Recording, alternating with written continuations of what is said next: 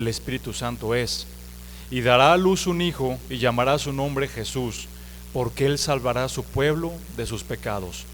Todo esto aconteció para que se cumpliese lo dicho por el Señor por medio del profeta cuando dijo: He aquí, una virgen concebirá y dará a luz un hijo, y llamará su nombre Emmanuel, que traducido es Dios con nosotros. Y despertando José del sueño, hizo como el ángel del Señor le había mandado, y recibió a su mujer. Pero no la conoció hasta que dio a luz a su hijo primogénito y le puso por nombre Jesús. Por favor, inclinen su rostro y vamos a orar. Señor, te damos muchas gracias, Padre, en esta mañana, Dios. Gracias porque es en tu misericordia, Padre, y en tu voluntad perfecta y divina para cada uno de nosotros, que hoy estamos como iglesia aquí reunidos, Señor, para escuchar tu palabra, para comprender y aprender, Señor, lo que tú ya dijiste, Señor, a través de tu escritura. Dios, te pedimos en este momento que abras nuestro entendimiento, que abras nuestros corazones a tu palabra, Señor bendito, para poder conocer más de ti, Señor, de tu carácter, de quién eres tú, pero también, Dios, para que podamos aplicar en nuestras vidas, Señor, tu palabra, y caminemos sometidos a ti, a tus estatutos divinos, Señor, y que todo esto sea para la honra y gloria de tu nombre, Señor. Dirige mi vida, Padre, y ayúdame a ser un fiel transmisor de lo que tú ya has escrito en tu palabra. En el nombre de Cristo Jesús te damos gracias. Amén. Y bien, hermanos, estamos prácticamente a 2 días de celebrar la Navidad. Y la Navidad es un evento que se celebra prácticamente en todo el mundo, con excepción de algunos pocos países como China, Norcorea, Japón, pero el resto del mundo festeja la Navidad. Y cuando estamos hablando del resto del mundo, estamos hablando literal, hermanos, de miles de millones de personas. Hoy en el planeta Tierra estamos alrededor de 8,000 millones de humanos viviendo aquí, y casi todos los países, como ya dije hace un momento, celebran la Navidad, sean conversos o sean inconversos, de cualquier manera celebran la Navidad. ¿Por qué celebran la Navidad? ¿Por qué es que tanta gente alrededor del mundo celebra la Navidad? Bueno, porque es un evento que realmente vino a ser un parteaguas hace 2000 años en la historia del planeta Tierra. Es un evento que todas las personas saben, sin excepción, a qué hace referencia: al nacimiento de nuestro Señor Jesucristo. Y cuando nuestro Señor Jesucristo viene a esta tierra hace aproximadamente 2000 años, hay un parteaguas completamente entre la historia y lo que sucede en toda la existencia de la humanidad. Y es precisamente en este parteaguas que Jesucristo nace, y que incluso el calendario humano se ve afectado, porque a partir del nacimiento de Cristo, como ustedes recordarán, es que venimos en los años de nuestra era. Hoy estamos en el año 2024, haciendo alusión a que el nacimiento de Cristo empezó en el año 0, y de ahí venimos nuevamente en una cuenta progresiva. Antes del nacimiento de Cristo también hay una fecha histórica, por supuesto, que normalmente la mencionamos como el año 700 años antes de Cristo, el año 1000 antes de Cristo. Por ejemplo, sabemos que hubo profetas en el Antiguo Testamento como un Isaías, que profetizó en el año 750 antes de Cristo. El profeta Joel profetizó en el año 820, 830 antes de Cristo. El periodo de la Reforma, como ustedes saben, se dio ya en nuestra era, en el siglo XVI, alrededor del año 1500 después de Cristo. Entonces es un evento que mundialmente impactó a la historia, que mundialmente sabemos por el contexto en el que vivimos.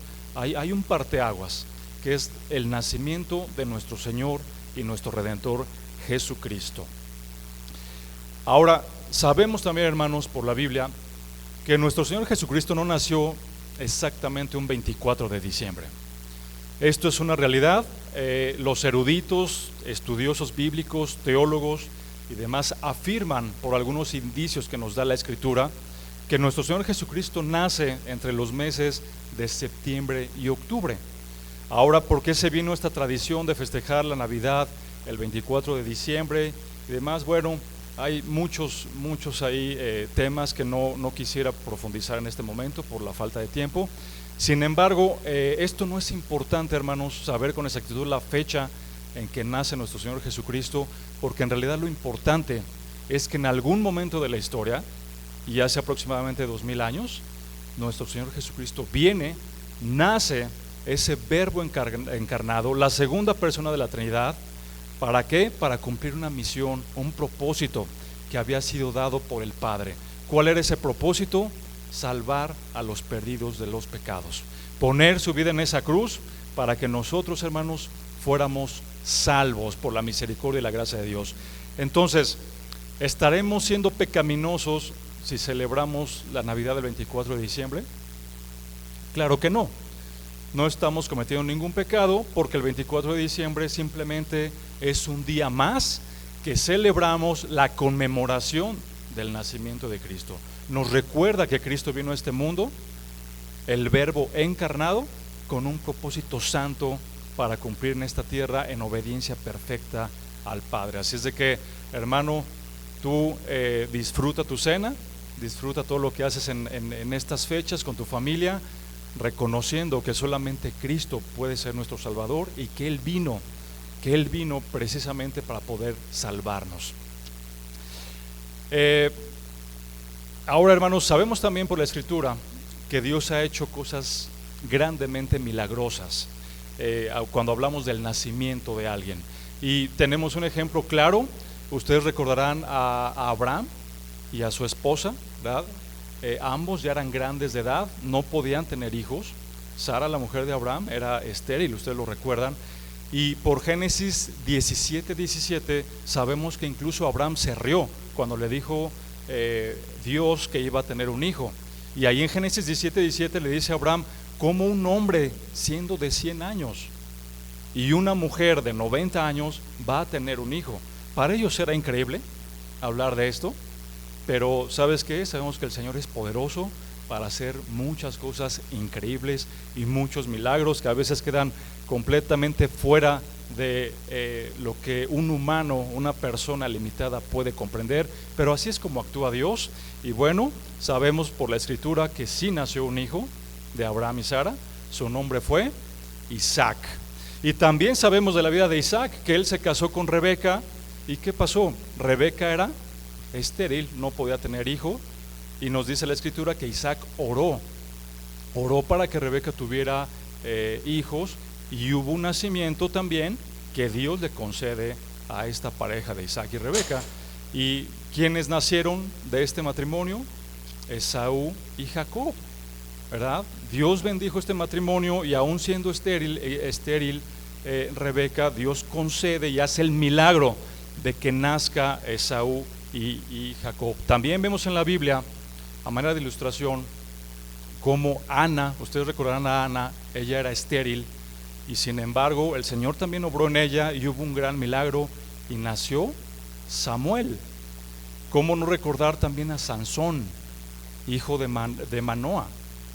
La mamá de Sansón de igual manera era estéril, ahí lo vemos en el libro de Jueces, pero el Señor obró en la vida de Manoa, de su esposa, y nace Sansón para cumplir un propósito que el Señor tenía en la vida de cada uno de ellos.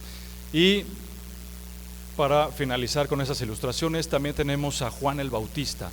Ustedes recordarán, Zacarías y su esposa Elizabeth no podían concebir, era estéril Elizabeth, pero ¿qué hizo el Señor? El Señor permitió que tuvieran un hijo, ¿verdad? Que fue Juan el Bautista, y todo esto por la gracia y la misericordia de Dios, porque Él obra, porque sabemos que el Señor tiene todo el poder y toda la autoridad para que lo que Él ha determinado que acontezca se lleve a cabo tal como está en sus planes perfectos. Entonces, todos estos hombres, hermanos, que yo he mencionado en estas ilustraciones murieron.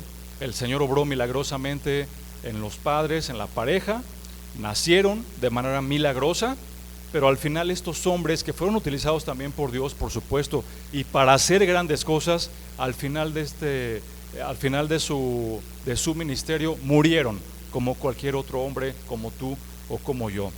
Pero hermano, sabemos también que en la Escritura hay un milagro que es la cumbre del Evangelio, Y es este milagro que se realiza precisamente en el nacimiento de nuestro Señor Jesucristo. El nacimiento de nuestro Señor Jesucristo también fue un milagro, también es una obra que el Señor hace. ¿Por qué? Porque sabemos que cuando nace nuestro Señor Jesucristo, María era virgen. Ustedes se acuerdan, María era virgen, y sabemos que nuestro Señor Jesucristo nace, y nace aparte lo que los teólogos conocen como la unión hipostática, es decir, siendo Jesucristo 100% Dios y siendo al mismo tiempo 100% hombre.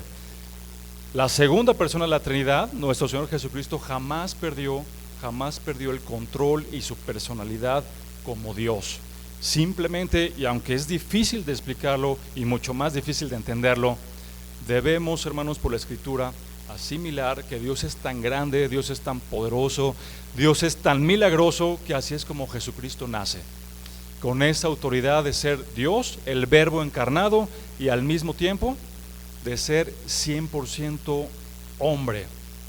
Y hermanos, esta prédica de hoy la he titulado por eso el nacimiento de Jesús. Vamos a profundizar en este pasaje bíblico 3 puntos que me gustaría que esta mañana aprendiéramos cada uno de nosotros. El punto número 1, vamos a estudiar que debemos confiar en la obra del Espíritu Santo. Debemos confiar en la obra del Espíritu Santo, es el punto número 1. El punto número 2 es que debemos de confiar en la salvación que nuestro Señor Jesucristo hace como Redentor único en la vida de cada uno de nosotros. Debemos de confiar en la salvación que Jesucristo como nuestro Redentor nos da.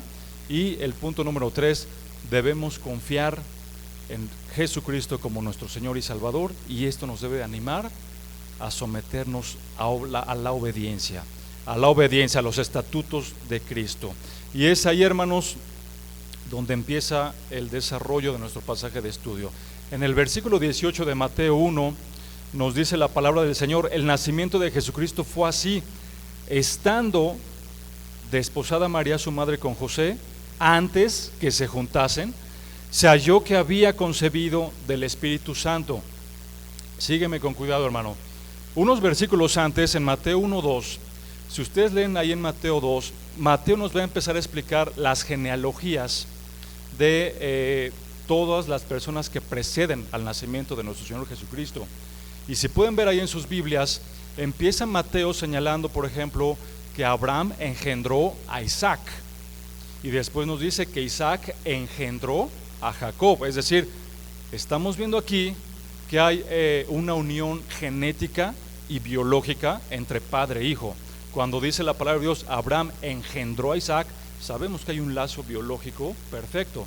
Cuando la palabra del Señor nos dice que Isaac engendra a Jacob, sabemos que Isaac es el padre de Jacob y que hay un eslabón genético y biológico perfecto.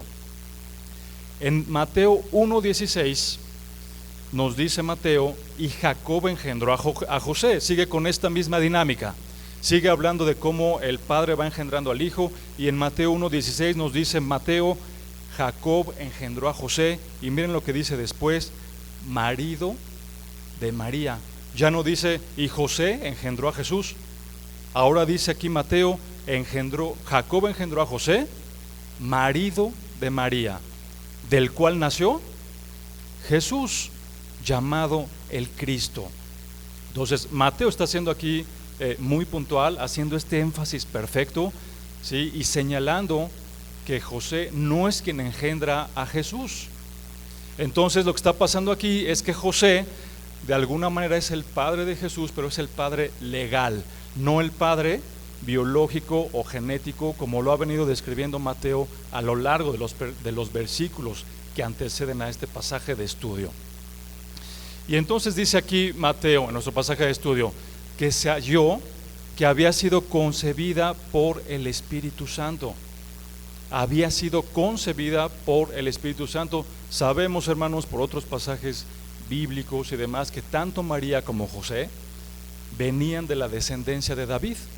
Ambos venían del linaje de David, ¿sí? Pero Mateo aquí nos dice: se halló María concebiendo del Espíritu Santo, y nos dice estando desposada. Y voy a hacer aquí un paréntesis, estando desposada.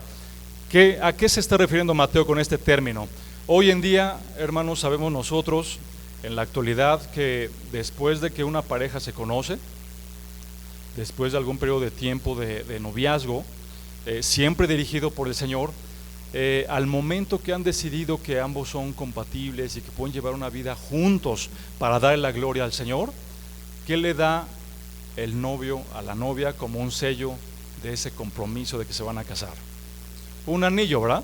Y entonces cuando la novia recibe el anillo, automáticamente se entiende que ya hay un compromiso entre ambas personas, entre el novio y la novia. Se entiende que hay una relación, no están casados todavía, pero ya hay una promesa de matrimonio de alguna forma.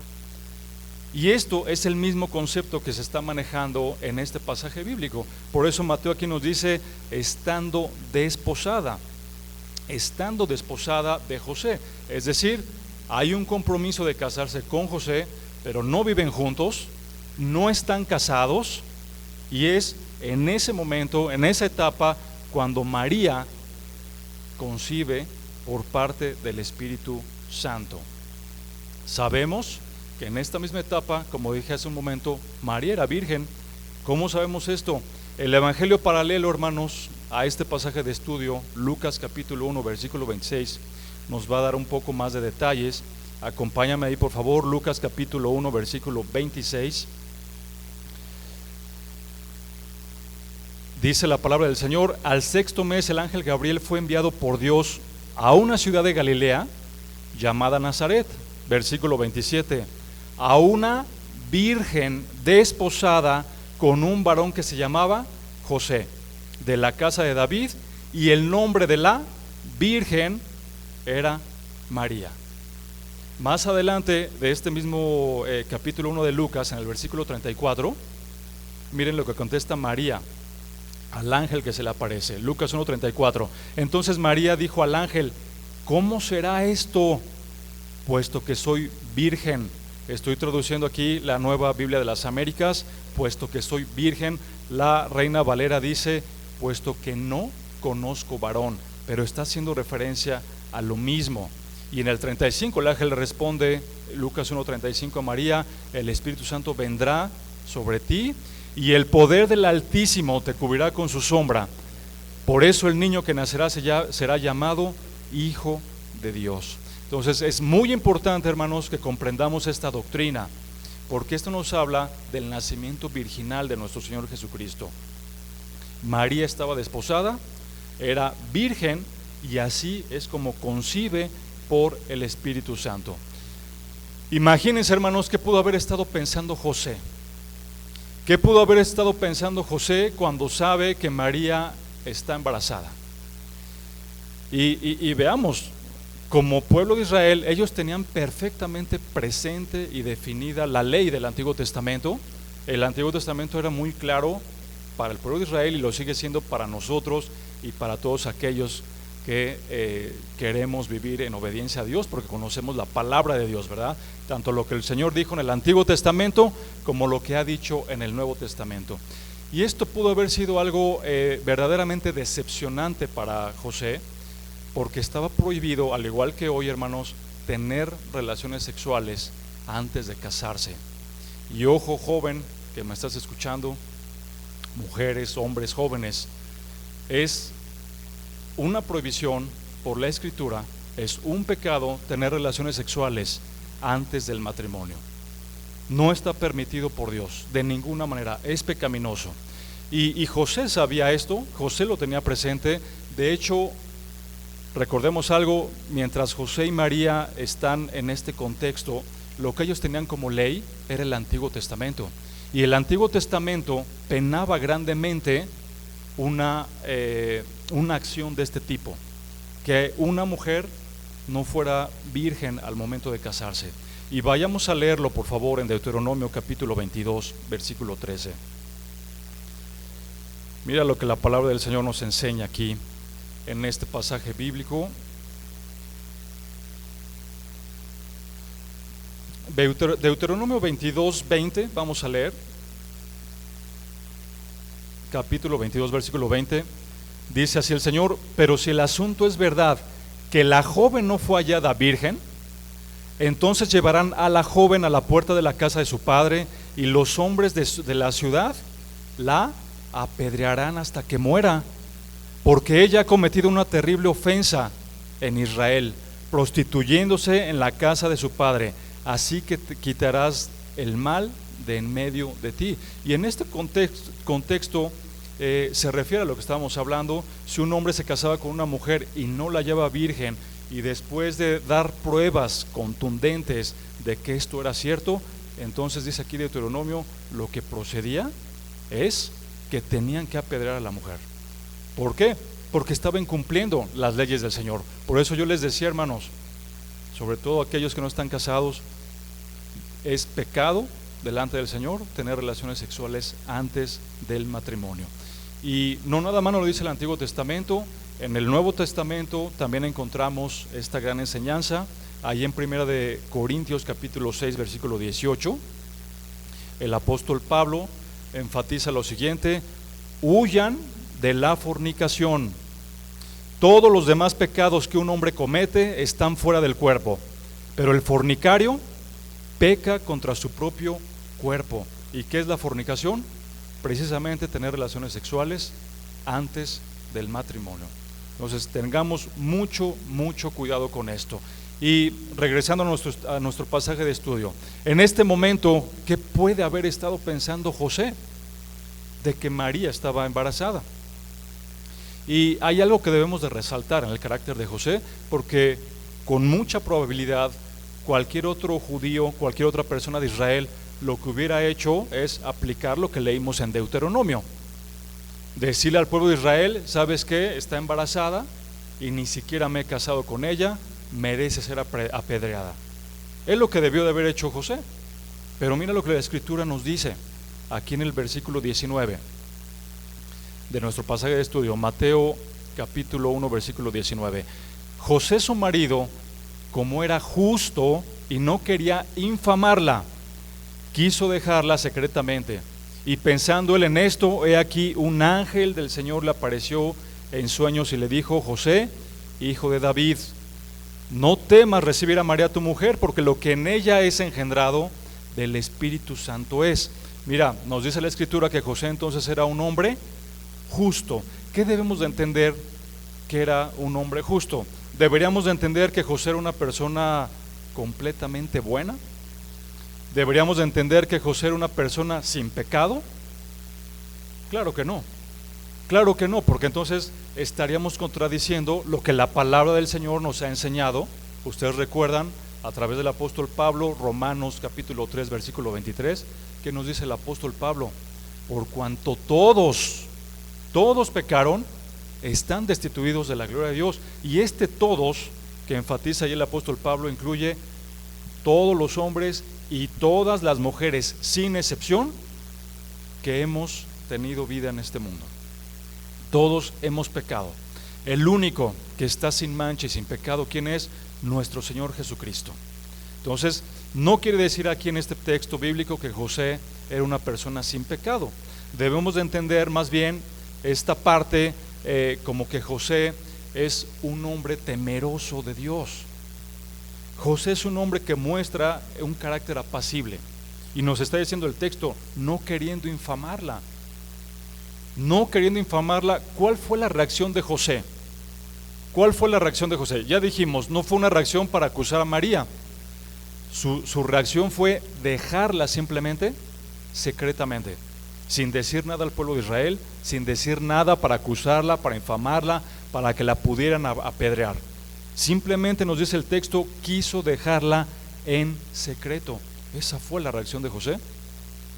Un carácter que sobresale, ¿verdad? El carácter de un hombre que quiere agradar a Dios, el carácter de un hombre que vive con temor a Dios, queriendo ser lo más recto posible para la gloria de nuestro Señor. ¿Quiénes somos nosotros, hermanos, para poder juzgar a alguien, para poder acusarlo, cuando el Señor en nosotros mostró misericordia? No nos acusó, no nos condenó, por el contrario, el Señor nos perdonó, nos amó a tal manera que dio a su Hijo unigénito, para que tú y yo tengamos vida en abundancia. Entonces, destacamos mucho en este pasaje bíblico cómo es ese carácter de José. Y el versículo 20 nos dice que pensando José en esto, es decir, José está pensando en dejar secretamente a María, pero en ese momento es cuando un ángel del Señor se le aparece en sueños y le dijo: José, hijo de David, no temas recibir a María tu mujer, porque lo que en ella es engendrado del Espíritu Santo es. ¿Cómo le habló el Señor a José? A través de un sueño. Recordemos algo, el Señor en el Antiguo Testamento, bueno, y también en el Nuevo Testamento vemos en algunos pasajes bíblicos que hablaba a través de sueños. Hablaba a los profetas, le habló al faraón, le habló a Nabucodonosor, le habló a José, hijo de Jacob, le habló a muchas personas a través de sueños. ¿Por qué les hablaba el Señor a través de sueños a las personas? Porque en aquel momento ellos todavía no tenían los 66 libros de la Biblia que conforman el canon bíblico, es decir, la escritura completa de lo que tú y yo tenemos hoy, desde Génesis hasta el Apocalipsis. Ellos no lo tenían. La palabra de Dios, la revelación de Dios se estaba desarrollando a través de la historia. Este desarrollo para poder completar la palabra de Dios en su totalidad se llevó desde el año 1450 aproximadamente, cuando Moisés empieza a escribir las leyes, hasta el año 90 o 100 después de Cristo, cuando el apóstol Juan cierra el canon con el libro del Apocalipsis, el último libro de la Biblia que tú y yo tenemos. Entonces, el Señor acostumbraba a hablar en sueños. Hoy, si tú quieres que el Señor te hable, si tú quieres que el Señor te guíe, si tú quieres que el Señor te indique si estás en un camino correcto, si lo estás agradando, o si tal vez estás viviendo de manera pecaminosa, o si lo que piensas hacer no está bien delante de los ojos del Señor, no esperes que el Señor te hable a través de sueños. Lo que tienes que hacer es leer la Biblia, porque sabes que el Señor nos habla a través de su palabra. Es así como nos habla. Hoy tenemos conformado el canon bíblico, hermano. Hoy tenemos los 66 libros de la Biblia cerrados, y todo lo que el Señor quiere que tú y yo sepamos está escrito en la palabra de Dios. Ahí está escrito, y ahí es donde tú y yo tenemos que refugiarnos para comprender, para entender lo que el Señor quiere en la vida de cada uno de todos nosotros. Notemos algo, aquí el ángel le dice a José, hijo de David. José, hijo de David. Y le está diciendo hijo de David de alguna manera por enfatizar que José pertenece a ese linaje de David. Sabemos que el Mesías viene del linaje de David, y que en varias partes de la Escritura es conocido también el Mesías como hijo de David. Entonces, aquí lo que el ángel está buscando de alguna manera es darle ese consuelo a José. Es darle ese consuelo a Josué para que no piense mal, para enfatizar que todo viene de la obra y de la mano milagrosa y poderosa de nuestro Dios. Por eso este punto, hermano, se llamó la confianza que debemos de tener en el Espíritu Santo. Porque esa misma obra milagrosa que el Espíritu Santo hizo en María para que el Señor Jesucristo naciera, es la misma obra milagrosa, hermanos, que ha aplicado el Espíritu Santo en nuestras vidas para que tú y yo hayamos nacido de nuevo. Recordemos todos estos pasajes bíblicos de la Escritura que nos hablan del nuevo nacimiento. En Juan 3 tenemos una gran cátedra sobre que el Espíritu Santo nos hace nacer de nuevo, hermano. Y esta obra milagrosa que el Señor sigue haciendo en la vida de los corazones, que va transformando y que nos vamos convirtiendo día a día, ¿verdad?, para pertenecer al cuerpo, a la iglesia de Cristo, es una obra milagrosa que solamente hace el Señor a través de su Espíritu. Tito 3:5 nos habla de la regeneración. ¿Y por quién es hecha esta regeneración? Por el Espíritu Santo en la vida de cada uno de nosotros.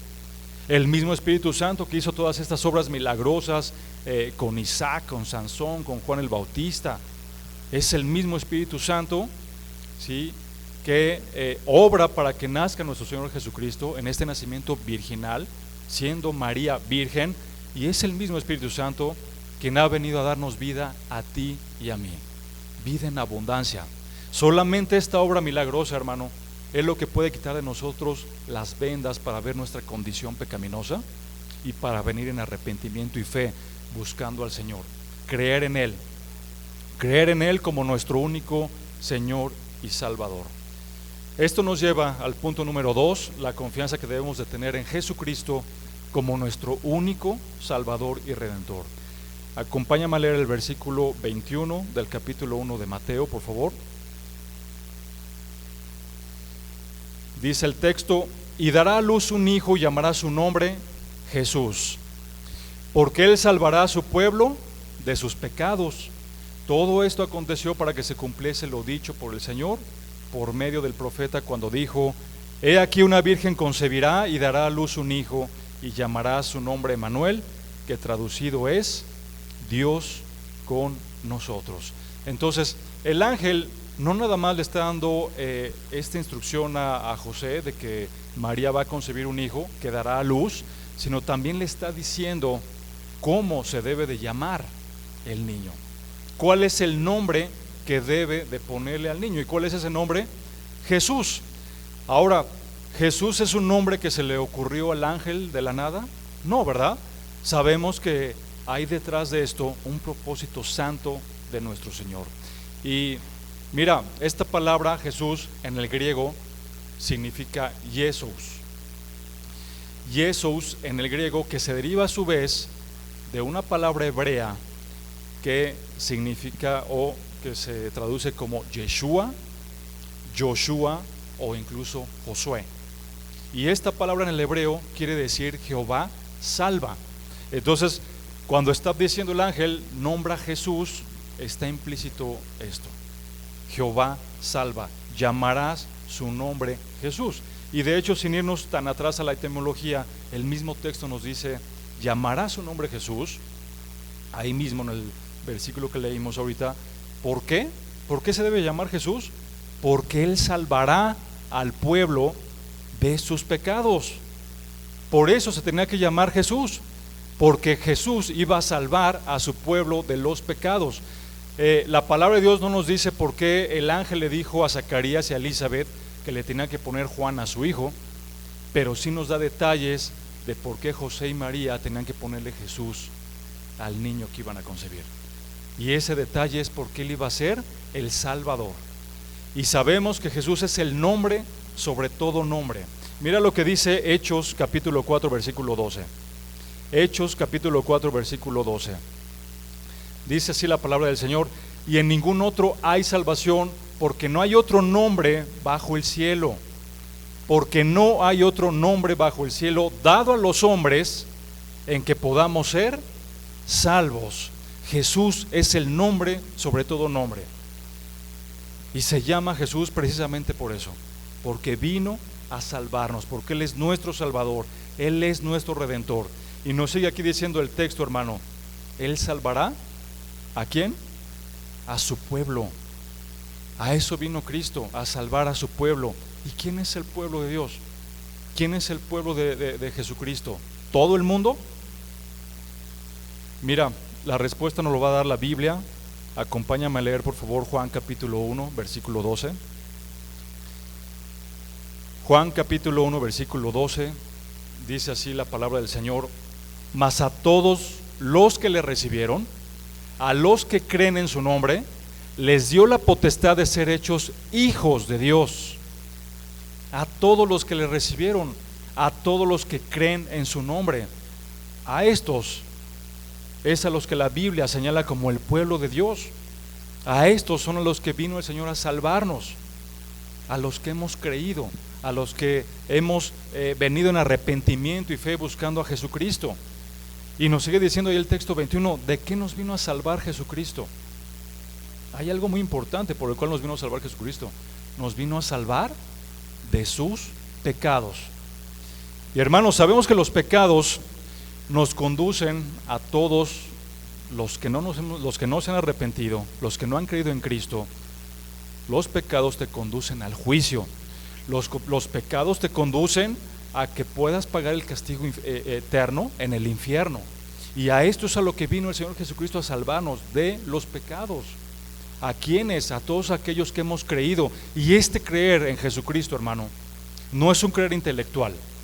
No es un creer donde tú dices nada más con tu mente, sí, pues yo creo que Jesucristo vino, que Él es el Verbo encarnado, la segunda persona de la Trinidad, que es Dios, listo, ya soy salvo. No, es un creer que forzosamente, hermano, nos debe de someter a la obediencia a Cristo. Es un creer que forzosamente nos ayuda a detestar, a avergonzarnos por el estado pecaminoso que teníamos antes de venir a Cristo. Es un creer que busca dentro de nuestro corazón estar sometidos a Dios, aprender constantemente de su palabra, porque yo quiero honrar a Dios con todo lo que hago, con todo lo que pienso y con todo lo que digo. Es un creer que me motiva a estar escudriñando la palabra de Dios constantemente, porque quiero adorar a mi Señor y a mi Salvador Jesucristo.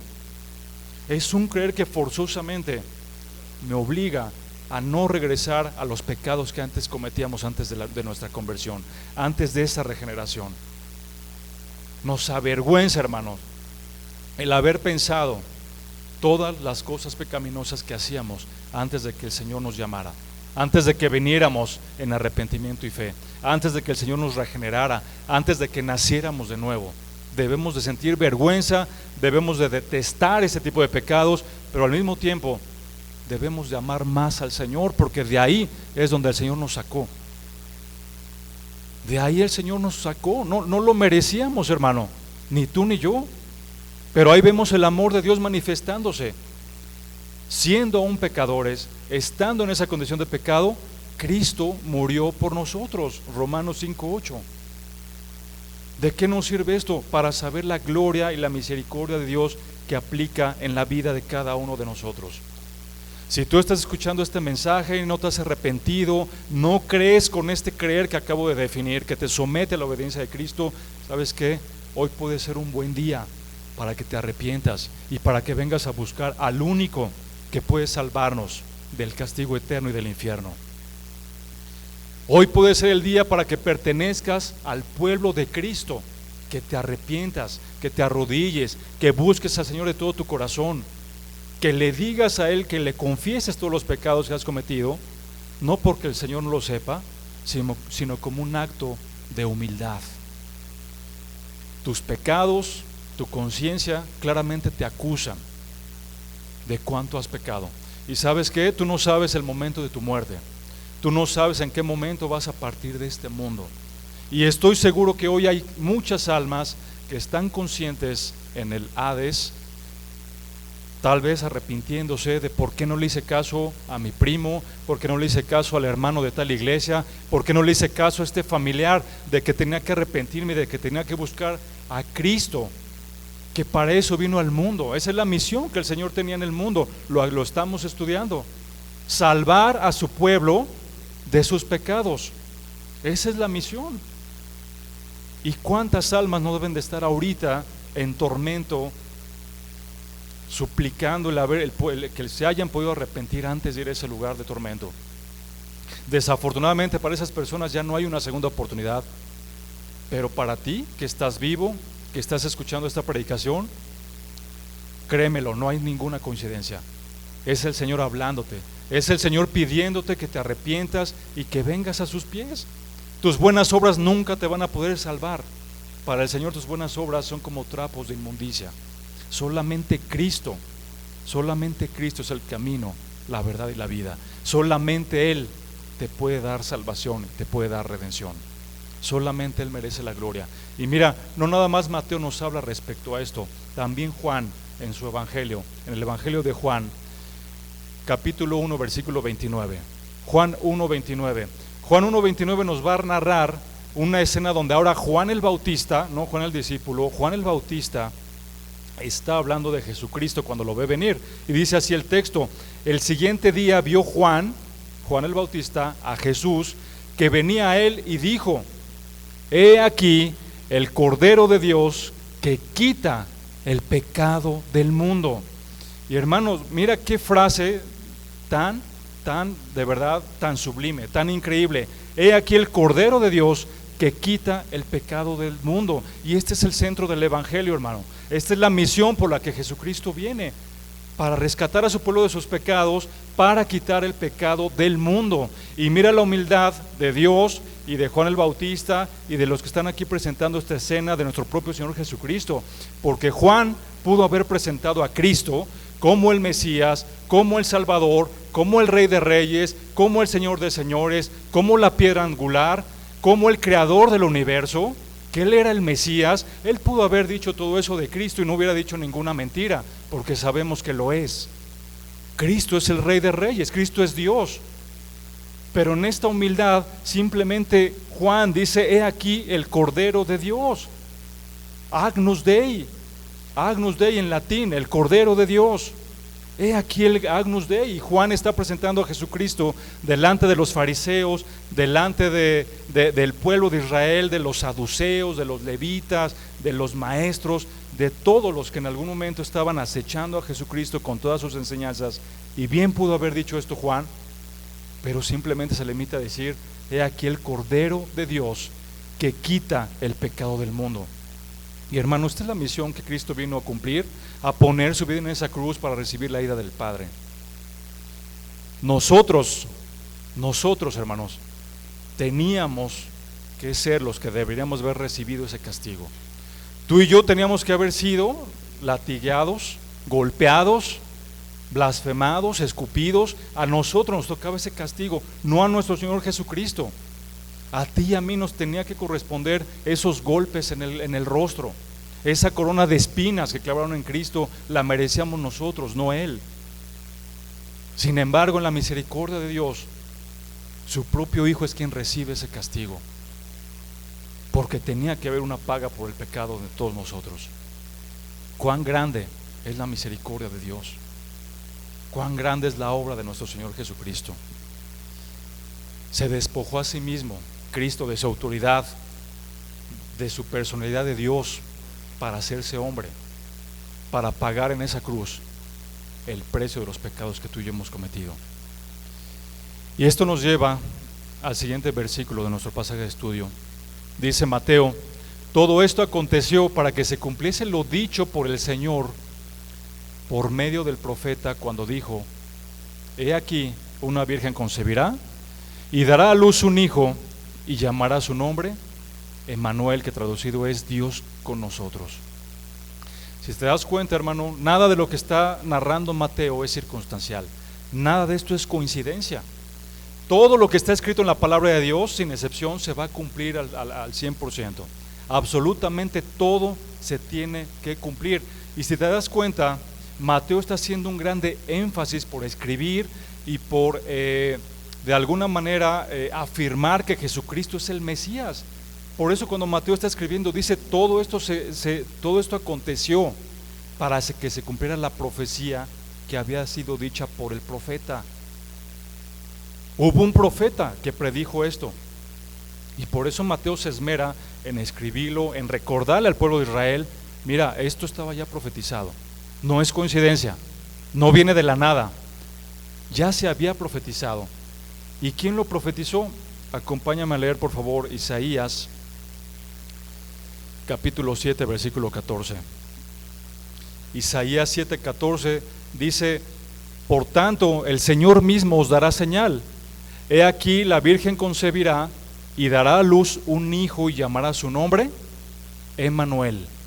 Isaías, cuando está escribiendo este texto, está alrededor del 750 antes de Cristo. 750 años antes de Cristo ya está el Señor anunciando la llegada del Mesías.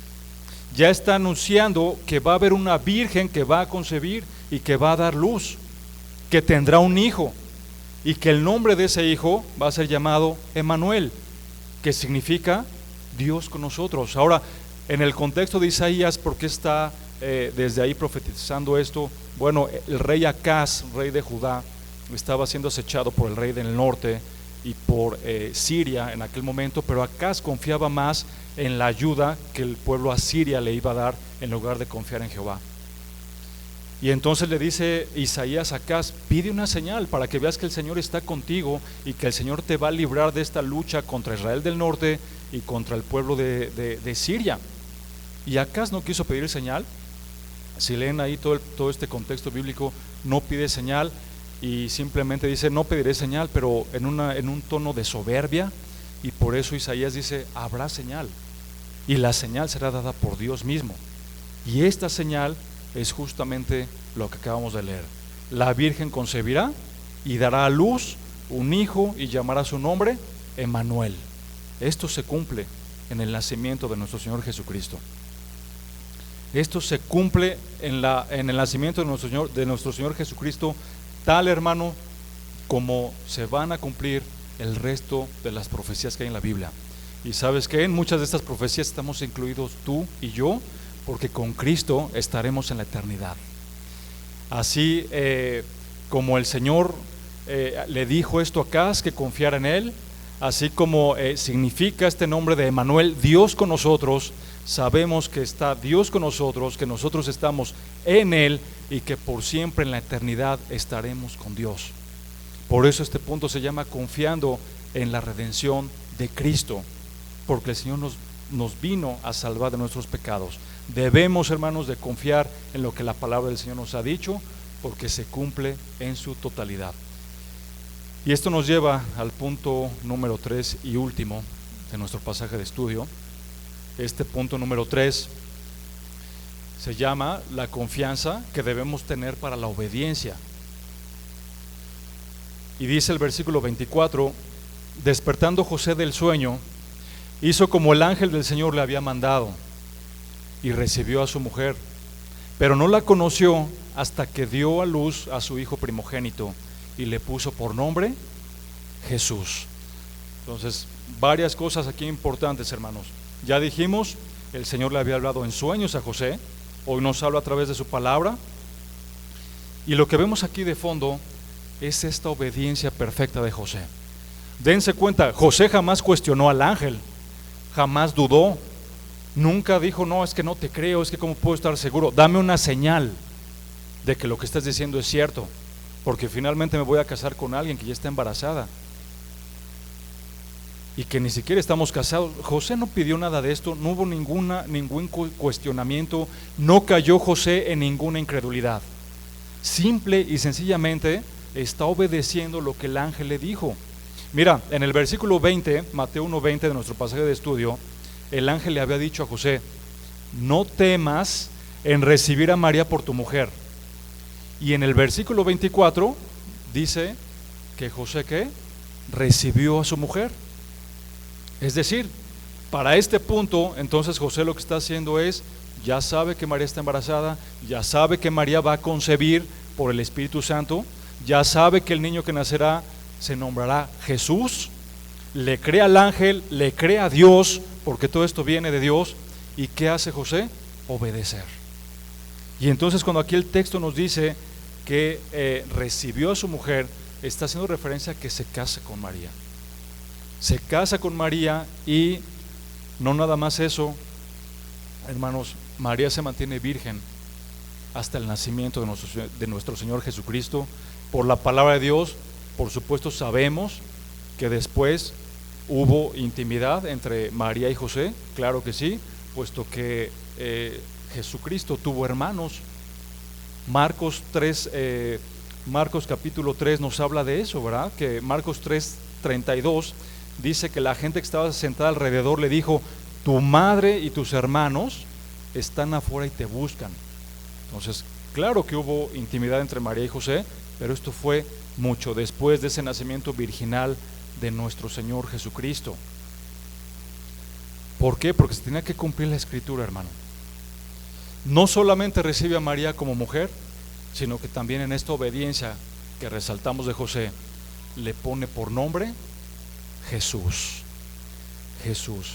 Y hermano, en este punto, por eso decía yo, debemos de enfatizar la confianza que debemos de tener en lo que está escrito en la palabra de Dios, porque es la palabra de Dios, es la voz de Dios hablando a través de la Escritura, para que nosotros podamos obedecer, podamos ser obedientes al igual que un José, podamos aprender la palabra de Dios y la podamos poner en práctica en nuestras vidas, para que de esta manera, hermano, podamos honrar a Dios con todo lo que pensamos, hacemos, lo que decimos, y quitemos de nuestra vida todo esto que estorba en nuestra vida como cristianos, como creyentes.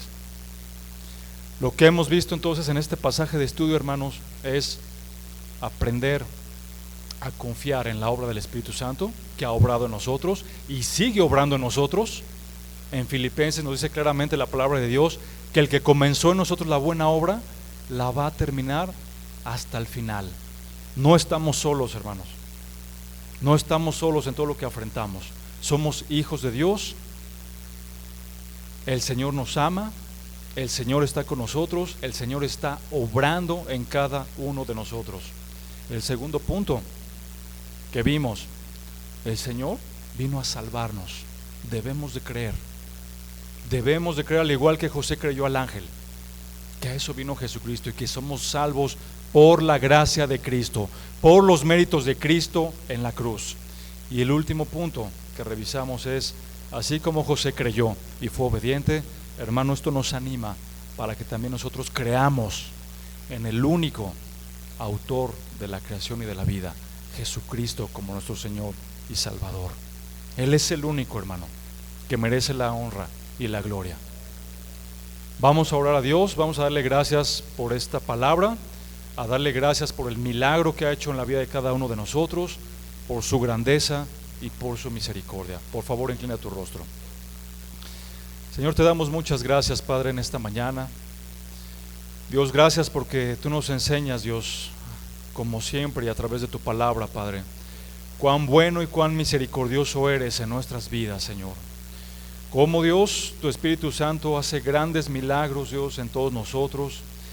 Y Señor, yo te ruego en el nombre de tu Hijo amado Jesucristo, Señor, que aunque pasemos por momentos de duda, de incredulidad, Señor, que tu Espíritu Santo, Señor, y tu palabra siempre nos recuerden, Dios, que no estamos solos, Dios. Tu palabra ha dicho claramente que tú nunca nos vas a dejar, que tú nunca nos vas a desamparar, Señor, y lo creemos firmemente, Padre. Ayúdanos a abrazar esa palabra, Señor. Ayúdanos a abrazar todo lo que tú has dicho, Padre, para tener paz. No una paz, Dios, como tú lo dices, del mundo, sino una paz que viene de arriba. Una sabiduría que viene de lo alto, para que tengamos paz en estos días, Señor, confiando en que tú estás con nosotros, Dios, confiando en esa obra majestuosa de tu Espíritu Santo en nuestras vidas, confiando en que tú eres el Mesías, el único que nos ha salvado, rescatado, el único que puede perdonar nuestros pecados, y confiando, Señor, que tú sigues obrando en nosotros para que vivamos en obediencia, Señor, en obediencia hacia ti, Señor. Ayúdanos a crecer, Padre. Ayúdanos a crecer en nuestra santidad, Padre, en todo lo que hacemos, para gloria de tu nombre, Señor. Gracias por mis hermanos, gracias por la vida de cada uno de ellos, Señor, y que en estas fechas, Padre, tengamos presente, Dios, que tú viniste aquí con un propósito, Señor, para ser nuestro Salvador, y que regresarás para ser nuestro Rey por siempre, por la eternidad, Señor. Gracias en el nombre de Cristo Jesús. Amén. Que el Señor les bendiga, hermanos.